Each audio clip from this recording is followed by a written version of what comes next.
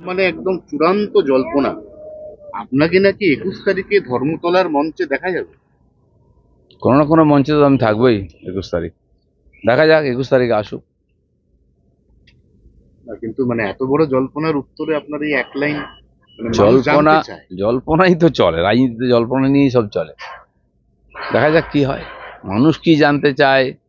সে তো ঠিকই, আপনারা জল্পনা তৈরি করছেন, কেউ জল্পনা তৈরি করছে, জল্পনা নিয়ে রাজনীতি চলছে। অনেকের রাজনীতি জল্পনা দিয়েই হয়। আমাদের জলও নেই আর পনাও নেই, আমাদের রাজনীতি আছে।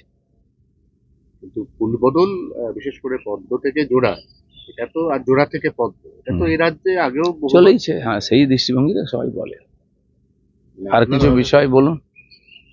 এই প্রশ্ন তো রোজ জিজ্ঞেস করতে হবে, এটা ছেড়ে দিন। হ্যাঁ।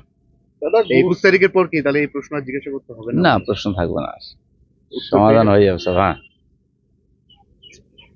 দ্বিতীয় হচ্ছে যে উদয়ন গুহ বলেছে 8টা জেলা আছে, বিজেপিকে ধরে পেটাতে হবে। ওটা ওই নতুন লাইনে তৃণমূল যাবে বলছে। না, वो ठीक আছে। देखिए, घर का कुत्ता शेर होता है, अपने घर में कुत्ता भी शेर होता है। তো কুচবিহারের বাইরে ওকে কে চেনে? উল্টো যদি হয়, জামা কাপড় খুলে ছেড়ে দিল, কলকাতাতে যদি হয় কি করতে পারবে? এরকম ভাবছেন তো?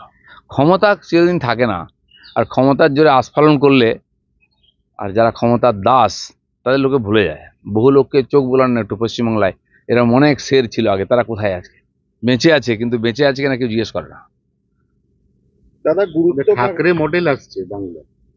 ঠাকরে মডেলটা হচ্ছে একটা বৃহত্তর জোট তৈরি হবে বামেদের সঙ্গে তৃণমূলের, তৈরি হয়ে আপনাদেরকে আটকে দেওয়া হবে। না, ঠিক আছে, জল্পনা বললাম না, চলতেই থাকে রোজ নতুন নতুন জল্পনা। আর তারপরে আপনাদের দোকান চালাতে হয়, নতুন নতুন জল্পনা দিলে কে শুনবে?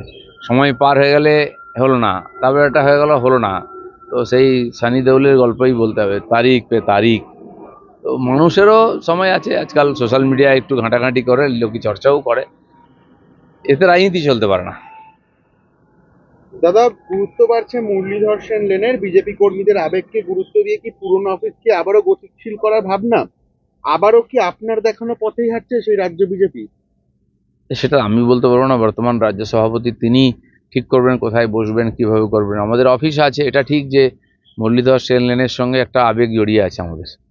আমরাও, জায়গা ছোট ছিল কিন্তু ওইখান থেকে পার্টি বড় হয়েছে, কারণ শ্যামাপ্রসাদের চরণধুলিতে পবিত্র ওই জায়গা, আর কর্মীরা ওটাকে মন্দির হিসেবে মনে করেন। তার মানে পার্টি অফিস হবে কিনা, কিন্তু ওই জায়গার গুরুত্ব তো আমাদের হৃদয়ে আছেই। তার সামনে তিনি তার মূর্তিতে বসে আছেন বহু বছর। পশ্চিমবঙ্গের বাসিন্দাকে এনআরসি নোটিশ, অসম পুলিশের নোটিশে বিপাকে কোচবিহার দিনহাটার বাসিন্দা। বিজেপির বিরুদ্ধে চক্রান্তের অভিযোগ করছে উদয়ন গুহ, পাল্টা তৃণমূলের ভূমিকায় প্রশ্ন পদ্ম বিধায়কের। ঠিক আছে, যদি সরকারি রিপোর্ট এসে থাকে, নোটিশ এখানে কেন, সারা ভারতবর্ষ জুড়ে বাংলাদেশিদের খোঁজার চেষ্টা চলছে, নোটিশ হচ্ছে। এবং ভোটার হতে গেলে এখন খালি ভোটার কার্ড বা ইয়ে নয়, আধার নয়, তার সঙ্গে রেসিডেন্সিয়াল সার্টিফিকেট বা অন্য কোনো বা জমির দলিল কিছু দেখাতে হবে ধীরে ধীরে। আর এটা কম্পালসারি হবেই, তা না হলে তো এইসব বাংলাদেশিদের তাড়ানো যাবে না। কসবা কাণ্ডে মুখ খুলে দলেরই রোষে রাজন্যা, কান্নায় ভেঙে পড়লে সাসপেন্ডেড তৃণমূল নেত্রী। চলতেই থাকে, হঠাৎ নেতা হলে, হঠাৎ নেত্রী হলে এরকম হয়ই। আর তারপরে টিএমসি তো এরকমই, ওটা মোটামুটি একটা মেলার মতো, যে ইচ্ছা যাচ্ছে, যে ইচ্ছা আসছে, যে যা ইচ্ছা করছে। এদের সামলাতে গিয়ে মমতা ব্যানার্জি ব্যতিব্যস্ত, প্রশাসন কোথায় কেউ জানে না।